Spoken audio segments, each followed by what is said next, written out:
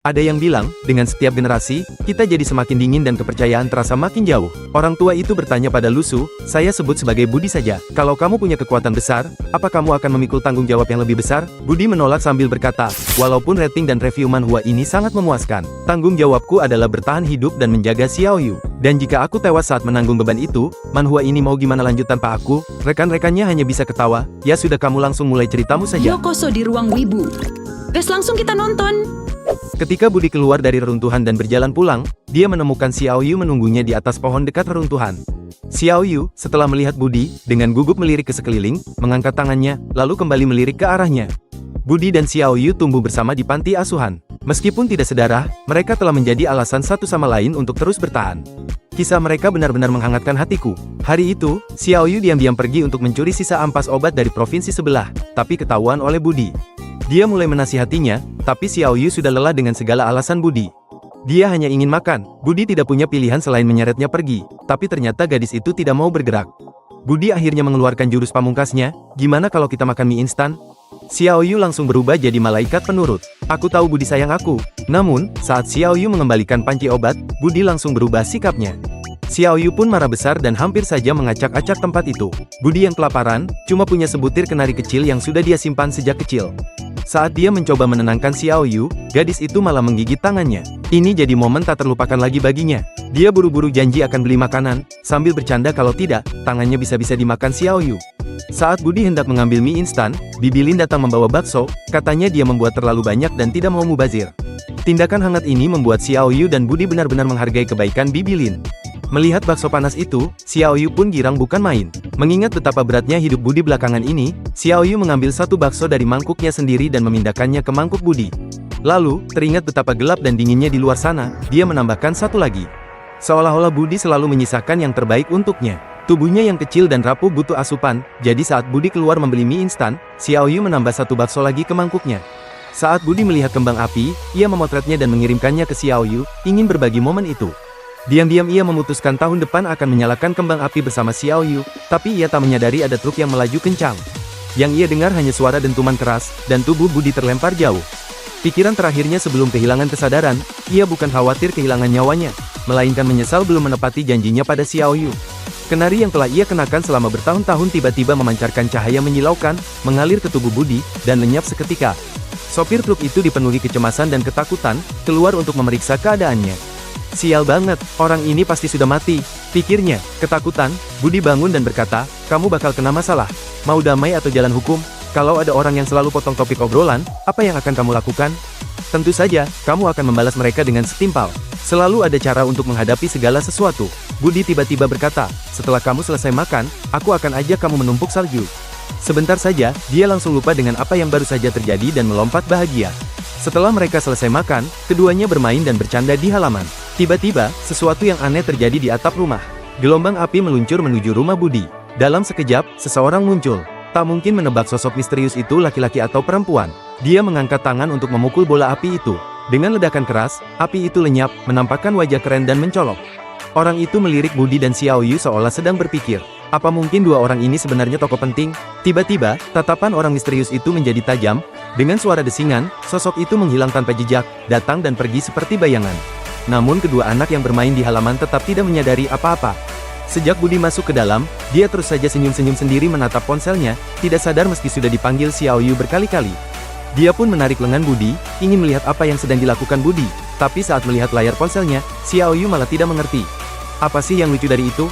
Budi, kamu ketawa apaan sih? Melihat Budi semakin aneh, Xiaoyu berjinjit untuk meraba dahi Budi. Nggak demam, jadi apa yang salah? Semua ini demi keluarga kita, tapi malah dianggap gila. Ya sudah, besok aku nggak ajak dia ke pasar malam. Di dunia nyata, sistem ini satu-satunya cara dia mengubah nasibnya. Membayangkan bagaimana dia dan Xiaoyu bisa hidup enak membuat Budi tersenyum. Dalam sekejap, Budi gacha 7 kali, tapi 6 diantaranya berisi zong. Kepercayaan dirinya tentang masa depan langsung hancur seketika. Lalu roda undian untuk yang terakhir itu perlahan berhenti, dan dengan bunyi, ting, selembar kertas emas muncul di depan Budi. Kali ini, sistemnya nggak ngasih petunjuk apa-apa. Melihat isi di kertas emas itu, twinkle twinkle little star, how you wonder what you are. Budi nggak bisa menahan diri dan bertanya, apa-apaan ini? Mau nyuruh aku nyanyi lagu anak-anak kah? Budi pengen banget sistem kasih penjelasan. Setelah capek-capek ngumpulin poin, kenapa dia selalu dapat barang-barang aneh begini sih? Mau dipanggil sekeras apapun, sistemnya tetap nggak merespons. Budi berpikir, preman aja aku nggak takut, apalagi cuma nyanyi lagu anak-anak. Dia menutup mulutnya dan mulai bernyanyi pelan-pelan. Begitu selesai, kertas emas itu langsung melesat ke tanda di tangannya. Tiba-tiba, Budi kaget banget karena dia bisa melihat ke dalam tubuhnya sendiri. Dia nggak tahu sejak kapan, tapi sekarang ada peta bintang lengkap di dalam tubuhnya. Menyanyikan Twinkle ternyata bisa menarik kekuatan bintang ke dalam tubuhnya, memperkuat dirinya. Budi melihat serpihan cahaya bintang mengalir masuk ke peta bintang lewat tangannya. Mengingat dia selamat saat ditabrak truk dan sekarang punya kekuatan bintang, dia mikir kalau besok tampil di pasar malam, dia bisa dapat duit banyak dari atraksi pecahin batu di dada. Tiba-tiba, teriakan marah Xiaoyu terdengar nyaring. Budi menyanyikan Twinkle di tengah malam. Dia malu banget, padahal dia nyanyi pelan, tapi tetap saja dia dengar. Dia nggak mau nunjukin muka lagi. Budi memikirkan cara untuk memastikan, jadi dia beli permen dan dengan canggung. Budi nanya ke Xiaoyu, "Kamu dengar aku nyanyi ya semalam?" Xiaoyu menjawab, "Tidak." Budi puas, dan mengajak Xiaoyu untuk lihat pertunjukan akrobatik.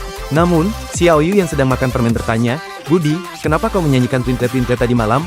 Apa terjadi sesuatu?" Budi menyesal memberinya permen, tapi kemudian merasa hangat. Xiaoyu peduli padanya, katanya, bahkan manisan pun tak dapat membuat mulutmu tertutup. Sesampainya di pertunjukan akrobat yang penuh sesak, Budi tertegun. Sesuatu telah berubah di dunia ini. Dia bukan satu-satunya yang memiliki kekuatan aneh. Dia melihat seseorang dengan api di atas telapak tangannya. Tiba-tiba orang tersebut mengangkat tangannya dan memukul langit, lalu api kecil itu berubah menjadi seekor naga api yang mengundang sorak-sorai dari kerumunan. Sumber api itu membuat jantung Budi berdebar, ia sangat menginginkannya. Ada yang aneh dengan pemuda pengendali api itu. Budi begitu terkejut sampai Xiaoyu harus memanggilnya berkali-kali sebelum ia sadar kembali. Pertunjukan selesai dan Xiaoyu yang tidak melihat apa-apa dengan marah memerintahkan Budi, "Bawa aku ke belakang panggung." Budi tidak punya pilihan selain setuju. Xiaoyu belum melihat pertunjukan, dan dia juga ingin tahu lebih banyak tentang orang-orang yang telah terbangun ini. Begitu mereka sampai di belakang panggung, mereka mendengar ada perkelahian. Itu adalah pemuda yang tadi bermain dengan api. Dengan wajah kalah, pemuda pengendali api itu dikepung oleh dua pria keren dan berwibawa yang memakai kacamata hitam. Anak berambut merah itu berniat menyelesaikan masalah dengan kekerasan, mengangkat tangannya dan menyerang para agen. Mereka menghindar dengan mudah, dan dalam sekejap, agen berambut pirang itu sudah muncul di belakangnya. Anak berambut merah itu tahu mereka kuat, tapi dia tidak menyangka bahkan menyentuh mereka pun tidak bisa. Semuanya terjadi dalam sekejap mata. Agen pirang itu mengangkat tangannya, menembakkan sesuatu, dan pertarungan pun selesai. Anak berambut merah itu pingsan. Agen pirang tampak seperti ketuanya, memberi instruksi ke rekannya ketika tiba-tiba terdengar suara nyaring gadis kecil. "Kenapa kalian menangkap dia? Apa salahnya?" Kedua agen tertegun. Seseorang begitu dekat, tapi mereka tidak sadar kehadirannya. Saat berbalik, mereka melihat Budi menutup mulut Xiaoyu agar dia tidak bicara. Agen pirang itu menjelaskan, "Orang ini tak punya sertifikat, jadi kami membawanya untuk diedukasi." Budi menarik Xiaoyu keluar sambil tersenyum lebar dan berkata, "Terima kasih atas kerja kerasnya." "Makasih ya." Agen pirang itu menoleh ke rekannya dan bertanya, "Cuma orang biasa?" Rekannya mengangguk, mengatakan bahwa dia tidak merasakan adanya fluktuasi energi. Budi menggenggam tangan Xiaoyu saat mereka berjalan pulang. Pikirannya terus memikirkan apa yang barusan terjadi.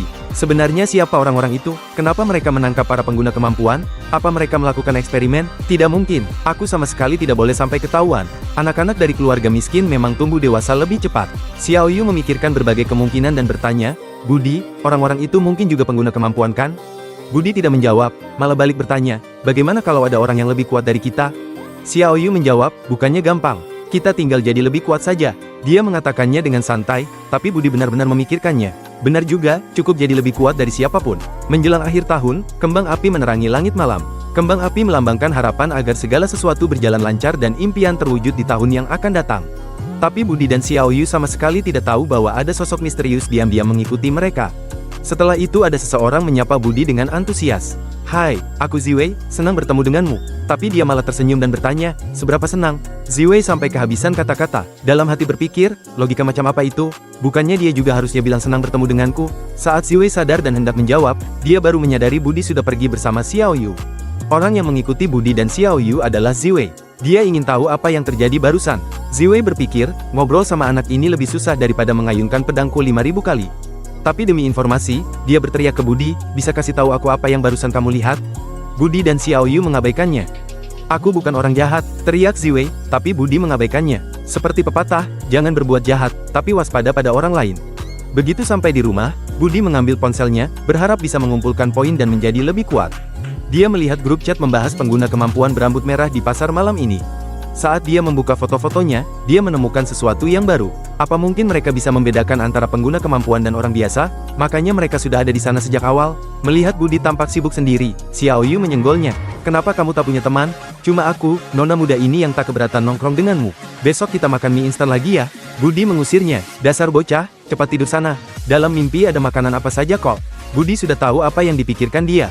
Budi memperhatikan teman-teman sekelasnya yang sedang asyik ngobrol di grup chat kelas.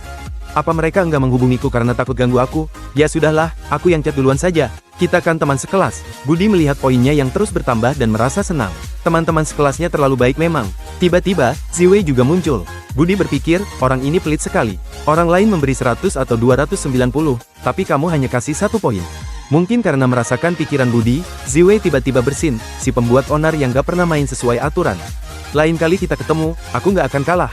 Budi juga menerima respon dari Ziwei. Layar ponselnya dibanjiri oleh Ziwei yang benar-benar memberi Budi kesan baru tentang dirinya. Waktu itu adil untuk semua orang. Setiap orang punya 24 jam setiap harinya. Tanpa terasa, hari sudah larut malam. Setelah bekerja keras hampir sepanjang malam, akhirnya Budi mengumpulkan cukup poin untuk membeli buah bintang dari toko. Melihat buah bintang di telapak tangannya, Budi tak lagi merasakan kecemasan seperti dulu. Sebaliknya, wajahnya penuh dengan antisipasi. Tanpa ragu, ia langsung menelannya.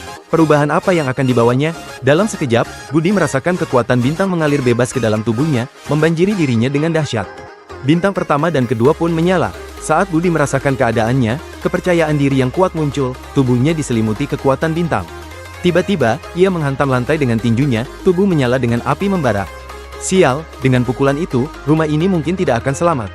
Tapi malah terdengar suara retakan. Tulang siapa yang patah? Tiba-tiba Budi berlutut dengan suara gedebuk, meraung kesakitan. Dan Xiao Yu tiba-tiba masuk ke kamar, melihat Budi bertingkah aneh. Budi buru-buru menjelaskan, Xiao Yu, aku cuma terpeleset.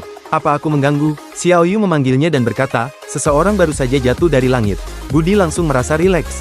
Dia berkata pada Xiao Yu, sudah malam, jangan keluar rumah ya. Sebelum dia bisa selesai berbicara, Xiao Yu mendorongnya ke jendela. Kamu terlalu banyak bicara, lihat sendiri. Dia tidak tahu apa yang diharapkan, tetapi saat dia melihatnya, dia terkejut. Anjay, benaran ada orang jatuh dari langit. Tunggu dulu, bukankah itu pria berambut merah dari pasar malam? Mereka berdua berjalan mendekati pria berambut merah itu. Budi masih bergulat dalam hati. Ikut campur atau tidak? Apa ini jebakan? Xiao Yu bertanya bagaimana? Bantu dia. Pertanyaan itu membuat Budi kembali ke kenyataan. Dia pun membulatkan tekad dan menenangkan diri. Apapun yang harus dihadapi, harus dihadapi. Lalu, dengan wajah penuh tekad, dia berkata, panggilkan saja ambulan untuk dia. Begitu bangun dia bisa bayar sendiri biayanya. Lebih baik aku tetap merendah dan fokus pada perkembangan diri sendiri. Melihat Liang Ce yang tergeletak, mau gak mau harus kulakukan hari ini. Ku buang dia keluar saja. Dia menoleh ke Xiao Yu, kalau dia sadar, bagaimana? Dan dia menerima 470 poin emosi dari Liang Ce. Xiao Yu memang tidak pernah membantah Budi, tapi dengan cemas bertanya, kasih dia air gak? Budi menjawab, terlalu lambat. Beri dia darah saja langsung, efeknya sama. Liang Ce menyumbang lebih banyak poin. Pada saat ini, Liang Ce mempertanyakan hidupnya. Inikah masyarakat di masa mudaku? Saat Budi ingin bicara lagi, dia perlahan bangkit, berpura-pura lemah, dan bertanya apakah mereka bisa membantunya masuk untuk mengambil air. Sebelum dia selesai ngomong, Budi dengan kuat menahannya ke lantai. Kamu masih lemah, jangan banyak bergerak. Ting, Liang Ce menyumbang 800 poin lagi. Tindakan Budi membuat marah Liang Ce. Liang Ce berpikir jika dia tak perlu akting, akan dia bunuh si Budi. Budi tak tahu apa yang dipikirkan Liang Ce. Dia berpikir, jika Anda tak menyumbang poin, itu tak benar. Budi segera melakukan CPR pada Liang Ce, sambil memperhatikan poin yang terkumpul. Budi sangat gembira, berpikir, pantas saja kau berpura-pura. Liang Ce sudah tidak tahan lagi, berpikir dalam hati, sebelum aku mati dibunuh agen, anak bandel ini yang bakal bikin aku mampus duluan. Dalam kemarahan, api berkumpul di telapak tangannya, siap membakar Budi sampai jadi abu. Budi panik, merasa ajalnya sudah dekat, tapi masih sempat berteriak, Xiao Yu, lari. Melihat wajah Budi yang ketakutan, Liang Ce merasakan campuran emosi. Bocah, ini salahmu sendiri. Baru saja Liang Ce hendak menyerang, tapi tiba-tiba ekspresinya berubah seperti melihat hantu. Xiao Yu melemparkan bola salju yang langsung memadamkan apinya. Bagaimana mungkin Liang Ce tidak terkejut? Api itu sudah menemaninya melewati begitu banyak pertempuran, membunuh dewa dan iblis. Pasti ini cuma kebetulan. Sekali lagi, kali ini aku akan menghancurkan tulangmu untuk melampiaskan kebencianku. Dengan cepat, api siap menyerang. Liang Ce terkejut, tidak mungkin. Ini pasti kebetulan. Sekali lagi, setelah mengulanginya 10 menit, Liang Ce kehabisan kata-kata. Dibandingkan dengan anak ini, aku ini apa? Malam ini Budi panen besar. Sambil mengiringi dia bertanya pada Liang Ce, capek bro? Mau makan dulu sebelum lanjut? Wajah Liang Ce dipenuhi garis-garis hitam. Bro, sesepuh, aku mohon. Tolong lepaskan aku. Setelah mencukur bulu domba, Budi bersikap hangat dan ramah menawarkan mengantar Liang Che pulang. Melihat ekspresinya, dia seperti mengantar saudara sendiri. Ekspresi Liang Che rumit, penyesalan, tapi lebih lega karena selamat dari bencana. Setelah mengantar Liang Che, Xiao Yu hendak menasihati Budi agar bersikap baik ketika terdengar suara samar dari atap. Mereka melihat dua agen berpakaian serba hitam yang tadi mencoba menangkap Liang Che bergerak cepat di atas atap. Wajah Budi langsung berubah serius. Kalau tiba-tiba muncul orang-orang dengan kekuatan super di dunia kamu, apa yang akan mereka lakukan? Jadi pahlawan? Atau justru pembunuhan dan pembakaran? Atau mungkin malah jualan telur? Benar sekali, Budi adalah orang super yang jualan telur. Hari ini, muncul sebuah forum. Di sana ada video para pengguna kekuatan dan klasifikasi detail tentang level mereka. Peringkat F untuk pengguna pemula, biasanya dengan kekuatan fisik yang meningkat. Peringkat E adalah batas pemisah. Pada tahap ini, kamu bisa memiliki kekuatan elemen, kedengarannya keren banget. Peringkat D bisa memiliki kemampuan seperti di Matrix. Pada peringkat C, tubuhmu bisa menahan serangan peluncur roket tanpa lecet. Peringkat B bisa memanfaatkan kekuatan langit dan bumi, dan umurmu bisa bertambah 100 tahun. Peringkat A bisa beresonansi dengan dunia. Belum ada satupun yang mencapai level itu dan umurmu bisa diperpanjang hingga ratusan tahun. Saat Budi melihat ini, dia berpikir, kalau sudah sampai peringkat A, mau ngapain lagi? Tinggal angkat jari, semua masalah beres. Dan suara-suara mengejek terdengar. Film apa sih yang kamu tonton? Fokus banget, sampai enggak jualan telur lagi. Si botak menasehati Budi, berhenti ngelamun. Kayak telurmu itu, kalau bukan karena kami, siapa juga yang mau beli? Begitu dia selesai bicara, terdengar suara, permisi. Si cantik nomor 1 di sekolah, Chao Qingxi, berjalan mendekat. 3 orang yang tadi mengejek Budi langsung berubah jadi bucin, berusaha menarik perhatiannya. Tapi dia sama sekali tidak melirik mereka. Dia langsung berjalan ke Budi dan membeli sebutir telur. Budi dengan tenang menyerahkannya, $1. Budi juga mengharapkan belas kasihan sang dewi, tetapi dia tahu harga dirinya. Seorang penjual telur bau, apa yang bisa diharapkannya? Tetapi ketika Chao Qingxi menyerahkan uang kepada Budi, gelombang energi yang kuat membuat jantung Budi berdebar kencang. Ini lebih kuat dari pria berbaju hitam. Chao Qingxi, dewi tercantik di sekolah, akan mendapatkan gelar lainnya, pengguna kemampuan. Dia berpikir apakah dia bisa merasakannya. Pantas saja dia dijuluki Ratu Es. Kalau kamu bisa melihat emosi di wajahnya, aku kasih duit deh. Chao Qingxi berbalik pergi, dan kawannya hendak menggodanya, tapi Budi menghentikannya. Ketua kelas Liu Li, kamu belum bayar. Liu Li melemparkan uang $5. Ambil saja kembaliannya. Dia buru-buru mengejar sang dewi. Budi mengangkat tangannya dan melihat tanda di telapak tangannya. Di dunia yang biasa ini, hidup udah berat. Dan sekarang ada monster lagi. Aku harus bekerja lebih keras lagi. Budi menyeringai nakal, menatap ke arah Liu Li pergi. Mohon dukungannya ya teman-teman. Di hari pertama, semua orang berebut kursi, berharap bisa dekat dengan Budi, si murid terbaik. Seorang cewek cantik yang jeli melihat Budi, dan dengan antusias mengajaknya duduk sampingnya. Kursi ini sudah aku simpan buat kamu. Kalau kamu bisa awakening, kemampuan apa yang ingin kamu miliki? Budi menjawab, kebebasan, kesetaraan, keadilan, supremasi hukum. Ye Lingling terdiam, dan dia dapat 76 poin. Saat itu juga, bel masuk berbunyi dan guru langsung mengumumkan akan ada ujian. Ye Lingling berbisik ke Budi, berusaha cari muka dengan ekspresi menjilat. Ingat ya, nanti kasih aku contekan, katanya. Sementara itu, cowok besar di barisan belakang, Li Qi, langsung main ancam. Bocah, kalau kamu mau pulang dengan selamat nanti, ingat-ingat aku ya. Lihat teman sekelas Budi, suasananya benar-benar terasa dingin ya. Budi diam-diam senang sendiri, teman-teman sekelasnya benar-benar paham dia. Begitu Budi mengangguk, semua orang di sekitarnya tertawa, merasa ujian kali ini pasti gampang. Budi selesai dan meletakkan pulpennya. Teman-teman sekelasnya langsung memuji dia. Dia memang murid berprestasi. Gila, cepat banget, bagi contekan dong. Ye Lingling udah nggak sabar pengen nyamber kertas jawaban Budi. Tapi di detik berikutnya, semua orang langsung terdiam. Budi dengan cepat menutup kertas jawabannya pakai semua persendiannya. Nggak ada yang bisa ngintip jawabannya, sementara dia malah senyum-senyum puas bikin kesel. Guru pun sadar ada yang aneh. Apa Budi sengaja duduk di tengah-tengah kelompok ini? Guru berkata, anak-anak, jangan ngintip kertas ujian teman. Tiba-tiba, terdengar teriakan marah, apa hak menuduh aku contek? Li Qi membanting tinjunya ke meja, dan meja itu langsung terbelah dua seolah-olah terbuat dari kertas. Para murid dan guru pun melongo kaget. Padahal dia masih anak SMA. Orang dewasa aja gak mungkin bisa mecahin meja sekali pukul kan? Cuma Budi yang duduk diam, mikir, dia bisa terbangun cuma gara-gara marah. Itu gak adil banget. Waktu aku terbangun, aku hampir mati. Harus diingat, pukulan Li Qi sekarang bisa mecahin meja jadi 2. Pas Li Qi mau nekat, Budi maju dan bilang, bro, pikir dulu deh. Kalau kamu gegabah, nanti orang tua kamu bisa-bisa harus jenguk kamu di penjara. Suasana langsung berubah. Li Qi mikir, udah sampai kayak gini, sekalian hajar aja gak? Tapi kalau tak hajar, bagaimana mengangkat kepala aku? Budi, seorang ahli membaca pikiran orang, mengetahui pikiran Li Qi dari satu gerakan. Teman sekelas membesar-besarkan masalah, dia membiarkan. Li Qi dorong gurunya, dan mendengarkan omelan Budi, dia menjadi semakin jengkel. Dia mengangkat meja hendak membantingnya ke guru melampiaskan kemarahan tak jelas ini. Teman sekelasnya dan Budi berdiri diam linglung. Kelas Budi udah dikepung begitu rapat sehingga lalat pun tidak dapat melewatinya. Para penonton telah berkumpul sejak keributan dimulai. Tiba-tiba, terdengar teriakan keras. Kembali ke kelas masing-masing, bubar. Budi melihat seragam yang sama lagi. Ini adalah ketiga kalinya Budi melihatnya, dan dia mulai curiga. Para agen berpakaian hitam itu mengangkat Licky dan membawanya keluar. Sebesar apapun Licky berteriak dan merontak, wajah para agen itu tetap tanpa ekspresi. Sekarang, Licky mulai merasa takut. Seharusnya aku bisa melawan seekor banteng. Kenapa aku merasa seperti semut di hadapan dua orang ini? Para siswa saling berbisik, tapi hanya Budi yang tampak tenang. Tiba-tiba, Budi merasakan energi yang lebih kuat. Dia menoleh, dan saat melihat, dia sadar orang itu juga sedang menatapnya. Tatapan mereka bertemu. Ratu Es, Cao Qingxi, masih sama saja, tanpa menunjukkan emosi apapun. Kalau ada yang bisa menantang Budi, mungkin Cao Qingxi bisa. Tiba-tiba, suara toa bunyi. Semua orang diminta untuk diambil darahnya untuk pemeriksaan. Budi terkejut. Apakah ini untuk menyaring orang yang awakening? Tapi apa yang akan mereka lakukan pada mereka? Aku sudah makan buah bintang itu, dan aku masih punya peta bintang yang utuh di tubuhku. Bagaimana caranya aku bisa lolos dari ini? Petugas pengambil darah sudah datang. Guru mulai memanggil nama satu persatu. Budi memegangi perutnya dan mengangkat tangan. Bu, perut saya sakit. Boleh saya ke kamar mandi dulu? Sebelum guru sempat menjawab, seorang pria di belakang menatap Budi dan berkata, kalau begitu kamu duluan saja. Cuma sebentar kok, bakal sempat ke kamar mandi nanti. Ayo, Budi memberanikan diri, dan hendak pura-pura pingsan. Tiba-tiba terdengar suara keras di sampingnya. Dia melihat Ye Lingling sudah pingsan, jatuh berat ke atas mejanya. Budi nyaris lolos dari masalah. Darah yang seharusnya diambil darinya malah diambil dari Ye Lingling duluan. Saat itu juga, otak jenius Budi mulai bekerja. Pikirannya berputar cepat. Apa yang harus kulakukan? Tiba-tiba, lengannya diangkat dan jarum menusuk. Budi berpikir, abis aku bakal dibawa orang berbaju hitam itu jadi kelinci percobaan. Siapa tahu Licky sudah dipotong-potong atau dikurung jadi tikus lab untuk eksperimen yang gak bisa diceritakan. Tapi ternyata, Licky yang dibawa pergi itu malah balik ke kelas dengan selamat, bahkan tersenyum. Budi pun tenggelam dalam pikirannya. Apa yang terjadi? Bagaimana hadapi yang tak terduga? Bersiap terburuk atau pasrah takdir?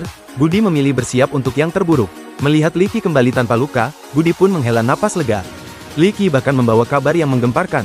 Di kota Luo, tempat tinggal mereka, kelas pengguna kemampuan akan dibuka di sekolah mereka. Seluruh kelas langsung heboh, kecuali Budi yang merasa asing sendiri. Memang bagus kalau orang-orang dengan kemampuan diakui, tapi apa mereka tahu monster seperti apa yang akan dihadapi mereka? Apa mereka masih akan bersemangat setelah itu? Tapi apapun yang terjadi, mulai sekarang dia tidak perlu khawatir lagi akan ditangkap dan bahkan matahari terbenam pun terlihat indah baginya. Dia memutuskan membeli ubi manis kesukaan Xiao Yu untuk merayakannya. Masih tidur? Xiao Yu, bangun cepat, lihat apa yang aku bawa pulang. Setelah mengetuk dan tidak mendapat jawaban, Budi membuka pintu perlahan. Dia melihat Xiao Yu membungkus dirinya rapat-rapat dengan selimut, berkeringat, dan kesulitan bernapas. Hal ini membuat Budi kaget. Mata Xiao Yu yang biasanya cerah dan penuh semangat, melihat Budi dengan susah payah dan berbicara, tapi ucapan pertamanya malah bikin aku tertawa. Ubi bakar, dasar tukang makan. Budi buru-buru mencari termometer untuk memeriksa suhu tubuh Xiao Yu, sambil terus mengingatkannya. Ini termometer, jangan dimakan ya. Perkataan Xiao Yu benar-benar menghancurkan ketenangannya. Xiao Yu telah mencuci pakaiannya selama seminggu di musim dingin yang membekukan hanya untuk menghemat tagihan listrik. Sama seperti orang tua dimanapun yang enggan mengeluarkan uang untuk diri sendiri, menabung setiap sen untuk meninggalkan yang terbaik bagi anak-anaknya. Ketika Budi mengeluarkan termometer, suhunya mencapai 39 derajat. Tiba-tiba, Budi mendapat ide. Kalau memang konstitusinya seperti itu, bukankah buah bintang itu obat demam terbaik? Dia memutuskan langsung bertindak, tapi setelah beberapa kali gajah, yang didapatnya hanya zom, itu membuat Budi hampir gila. Untungnya, Budi mendapat hasil besar di sekolah, dan setelah usaha keras, akhirnya dia berhasil mendapatkan buah itu. Budi bergegas memberikannya kepada Xiao Yu, tetapi Xiao Yu kelihatan sembuh saat melihat makanan. Dia langsung menelannya dalam satu tegukan, siap menikmati manisnya buah itu, tetapi sedetik kemudian, dia tampak sakit lagi. Apa-apaan ini? Tiba-tiba, Xiao Yu menyadari dia tidak merasa tidak enak badan lagi. Hidungnya bersih dan kepalanya tidak berat. Melihat keadaan Xiao Yu, Budi pun tenang. Buah ini sungguh luar biasa. Mulai sekarang, dia hanya akan memberikannya kepada orang-orang terdekatnya. Sayang sekali, satu cara berkurang untuk menghasilkan uang. Xiao Yu mengukur suhu tubuhnya lagi. Sambil menatap termometer, Xiao Yu menoleh ke Budi dan berkata, Budi, kamu sudah awakening ya?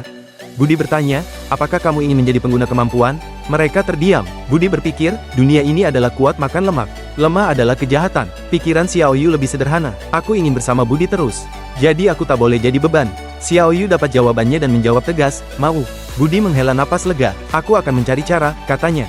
Dia memang cenderung terlalu banyak berpikir. Kalau suatu saat terjadi sesuatu padanya, Xiao Yu harus bisa mengandalkan dirinya sendiri.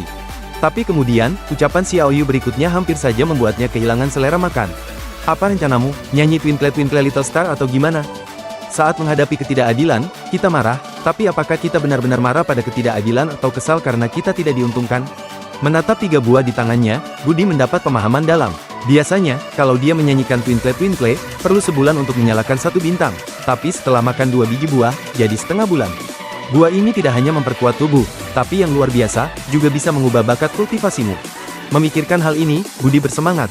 Keesokan harinya di kelas, Ling Ling, gadis pelupa itu, menyapa Budi dengan antusias. Budi bahkan belum sempat menangkap apa yang dia katakan langsung memberinya ceramah yang mendalam. Tapi Ye Ling Ling jelas keras kepala. Dia terus saja cerewet, menasihati Budi, tapi Budi bertingkah seolah-olah tuli dan sama sekali tidak terpengaruh. Tiba-tiba, Budi merasakan lonjakan energi yang kuat. Dia menoleh dan melihat guru masuk bersama seorang wanita yang benar-benar menawan.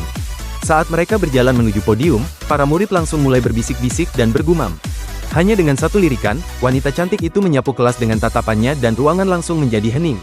Pada saat itu, guru memperkenalkannya. Kalian semua tahu sekolah kita akan segera membentuk kelas khusus dan inilah wali kelasnya. Mulai sekarang, angkatan pertama peserta pelatihan di kelas khusus adalah Liu Li, Li Qinyu, silahkan berdiri. Yang namanya disebut bersorak gembira, tampak seperti baru saja mendapat rejeki nomplok. Tapi ketika giliran Budi, dia terlihat sama sekali tidak tertarik. Sementara siswa di kelas memasang ekspresi seperti baru saja melihat hantu, meragukan pendengaran mereka sendiri. Baru setelah guru mengulangi namanya 5 kali dan hampir kehilangan kesabaran, Budi akhirnya berdiri dengan senyum lebar dan menyapa, "Maaf, Pak Guru. Saya khawatir teman-teman sekelas saya salah dengar, jadi saya tidak berani menjawab." Wali kelas, si Fei, mengumumkan, siswa-siswa yang tadi dipanggil, lapor ke kelas khusus malam ini jam 7. Dia lalu pergi dengan cuek. Mereka yang tidak terpilih memandang iri kepada yang terpilih. Meskipun iri, Ye Ling Ling tetap mengucapkan selamat kepada Budi karena berhasil masuk ke kelas khusus ini. Tak disangka, Budi dengan serius bertanya padanya, "Kamu mau masuk ke kelas ini?" Ye Ling Ling malu-malu menjawab, "Budi, aku tahu kamu suka." Sebelum dia sempat menyelesaikan kalimatnya, Budi memulai, "Ulangi kata-kata aku, roh langit dan bumi, bla bla bla, tunjukkan kekuatanmu." Sekejap saja, Ye Ling Ling langsung memaki, "Budi, kamu ngapain sih?" Dia pun mengutuk dirinya sendiri karena sempat berhayal tentang Budi. Itu baru pemanasan dari Budi. Dia mengirim 2 pesan ke grup chat kelas, membuat semua orang ingin menghajarnya. Poinnya langsung meroket. Budi senang bukan main. Xiao Yu dan aku pasti akan ingat semua kontribusi poin kalian. Tiba-tiba, seorang guru yang entah sejak kapan sudah ada di kelas langsung angkat bicara. "Hari ini, kita akan atur ulang tempat duduk. Sambut teman baru kita." Seseorang yang sangat cantik muncul. Hanya berdiri di podium, dia membuat semua pria terpesona. Sial, cantiknya minta ampun. Namun yang mengejutkan, dia berjalan langsung ke arah Budi, menunjuk Ye Ling Ling, dan bertanya, "Bolehkah aku duduk di sini?" Melihat kembali pada anak lelaki, wajah mereka ditutupi garis hitam. Sial, ternyata laki-laki. Jika seorang pria secantik peri ingin menjadi teman meja Anda, apakah Anda setuju? Aku harus tanya siapa, aku juga lagi kena mental. Laki cantik itu duduk dan menyapa Budi. "Halo." Gerakan ini terasa familiar. Budi menjawab, "Silakan." Tapi detik berikutnya, dia menyesal sudah bicara sembarangan. Tak disangka, Jiang Sui tampak agak linglung saat memperkenalkan diri, namanya, keluarganya, dan ini itu. Tapi saat sampai pada jenis kelaminnya, dia menekankan banget kalau dia laki-laki. Sebelum dia bisa menyelesaikan ucapannya, Budi sudah mengamatinya. Dia punya jakun, kalau orang yang dadanya sedatar itu bukan cowok, terus apa? Saat tatapan Budi kembali ke wajah Jiang Sui, dia berkeringat dingin yang aneh. Berapa kali anak ini dianggap cewek hingga ia terlihat tidak berdaya seperti itu? Budi tidak tahu apa yang terjadi padanya, tetapi dia benar-benar menyapanya dengan baik. "Hai, aku Budi." Dia melihat Jiang Sui memberinya senyuman manis sebagai balasannya. Waktu berlalu cepat, tiba-tiba sudah pukul 7 malam. Ketika dia melihat kelas khusus hanya memiliki bantal meditasi, Budi curiga bahwa kelas khusus itu terdiri dari pendeta Taoisme, dan semua orang di kelas itu harus botak dan jadi biksu. Guru Si Fei masuk membawa dokumen, meminta semua orang untuk menandatangani dan menempel sidik jari. Budi melirik, pengadilan militer. Jadi agen-agen berpakaian hitam itu adalah unit rahasia negara. Pantas saja, pada saat itu, suara Si Fei terdengar, menanyakan pemahaman mereka tentang kelas ini. Liu Li dengan cepat mengangkat tangan dan berkata, "Menurutku untuk mengendalikan kekuatan kita untuk membantu yang lemah dan memperjuangkan keadilan." Si Fei bertanya, "Bagaimana cara membedakan antara orang biasa dan mereka yang punya kemampuan?" Melihat semua orang berpikir keras, Si Fei tampak puas dan membimbing mereka dengan bertanya, "Ada yang tahu tentang natrium kalium?" Dia menunjuk ke arah Budi. Dengan tampak bingung, dia berdiri untuk mendengar Si Fei memintanya menjelaskan apa benda itu. Tapi Si Fei sama sekali tidak tahu bahwa kisahnya dengan Budi akan segera dimulai. Budi membuka mulutnya. Dia bernyanyi, "Itu adalah jalan surgawi yang ajaib." Dia mengumpulkan para pengikut. Dia lagi bakot apa? Si Fei harus menahan diri agar tidak memukul Budi. Dia melambaikan tangan, memberi isyarat agar dia duduk, lalu mulai menjelaskan. Kami menemukan bahwa semakin tinggi bakat seseorang saat diukur dengan barang ini, semakin kuat reaksi kimia antara darah dan natrium, warnanya pun semakin gelap. Dia menarik napas dalam-dalam, nadanya serius. Bakat bisa dibagi menjadi 6 tingkat A, B, C, D, E, dan F. Semakin besar kemampuan, semakin besar tanggung jawabnya. Sejak kalian memutuskan menjadi murid kelas ini, kalian harus paham apa yang akan dihadapi. Tentu saja, jika ada yang ingin mundur sekarang, itu diperbolehkan. Semua sempat gugup, tapi hanya sebentar. Kelas khusus memang terlalu menggoda. Melihat tak ada yang mundur, si Fei pun mengumumkan tingkat bakat masing-masing murid. Tak disangka, Liu Li mendapat tingkat B dan langsung pamer. Tapi begitu Liu Li mendengar bahwa bakat Budi adalah tingkat F, dia langsung merasa dirinya hebat. Sementara itu, Budi tetap tenang. Kebahagiaan jadi yang paling bawah di kelas itu, kalian gak bakal ngerti rasanya. Tiba-tiba, seorang siswa di dekatnya bertanya, "Guru, apakah sekolah kita punya tingkat A?" Si Fei tampaknya teringat sesuatu, dan ekspresinya berubah serius. Hanya ada satu, Cao Qingxi. Membandingkan diri sendiri dengan orang lain sama saja dengan mencari masalah. Tetapi jika dia bukan tingkat A, itu akan lebih aneh lagi. Dan itulah dia, sebuah manhwa yang di awal penuh tawa, di tengah penuh aksi, dan di akhir, cukup bikin mikir keras. Meski sempat disanjung sebagai legenda, Spermi, Great Lord, bukan buat semua orang. Tapi kalau kamu tahan dengan absurditas dan siap tertawa di tengah dunia cultivation, manhwa ini layak masuk daftar bacaanmu. Dan kalau kamu suka rekomendasi kayak gini, jangan lupa like dan subscribe ya. Sampai jumpa di rekomendasi berikutnya.